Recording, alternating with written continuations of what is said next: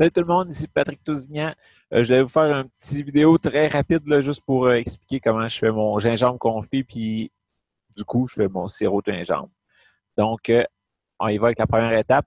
Faut, avec le côté du couteau, on gratte la pleure. On n'a pas besoin d'éplucher là, comme une patate, de couper à travers. On fait juste gratter, puis toute la pleure, elle s'en va facilement.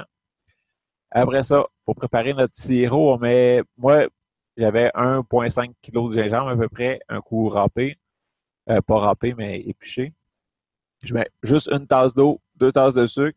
Vous allez voir, au début, ça a l'air pas gros, là, mais au bout de quelques minutes, là, quand le gingembre il se dégorge, il y a assez de bouillon. Fait que, après, ben, c'est ça, on coupe en petits cubes les racines de gingembre. Donc, moi, je commence par couper dans l'épaisseur 3 tranches. Puis après ça, ben, dépendamment, ça peut être en deux là, si elle est moins épaisse. J'essaie de faire des petits cubes de 1,5 cm par 1,5 cm. Puis ça va rapetisser ça en cuisant. Donc, un coup que tout est coupé en petits carrés, on le met dans le sirop. Moi, je le mets à mesure dans le sirop, puis même, normalement, j'épluche une racine, je la coupe en cubes, je la mets dans le sirop. Fait comme ça, elle s'oxyde pas, elle change pas de couleur. On met ça à feu moyen, doux, pendant plusieurs heures. Là. Moi, je l'ai fait 4h30. Vous voyez sur l'horloge du four, fait que, un bon 4h15. Et puis après, on va pouvoir égoutter. C'est là qu'on récupère notre sirop.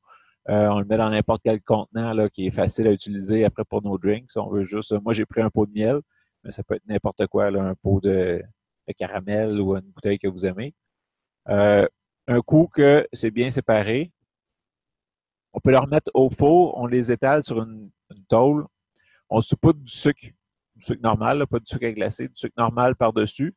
Et puis, on brasse un peu pour que le sucre colle vraiment dessus. Puis, s'il reste de l'eau, vous allez voir, l'eau, elle va vraiment sortir à cause du sucre. On le met au minimum possible. Moi, mon four ne va pas en bas de 170.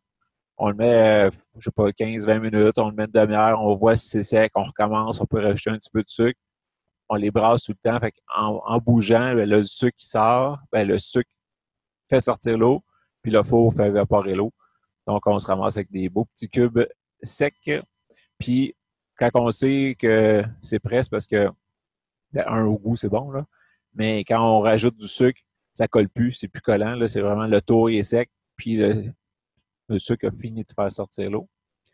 Et puis, on met ça dans des beaux petits pots hermétiques. Ça peut être autant Tupperware, Riviera, n'importe quoi, pour pas que, pour pas que ça reprenne l'humidité puis que ça moisisse ou quelque chose comme ça.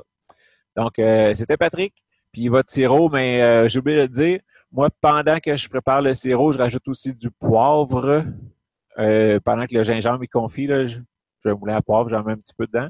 Et puis, dans la bouteille de sirop, je rajoute un petit peu, soit de la vodka ou du rhum, juste pour être sûr qu'il se conserve longtemps, puis qu'il reste quand même assez liquide, mais genre, on n'en met pas gros, là, une ou deux cuillères à thé.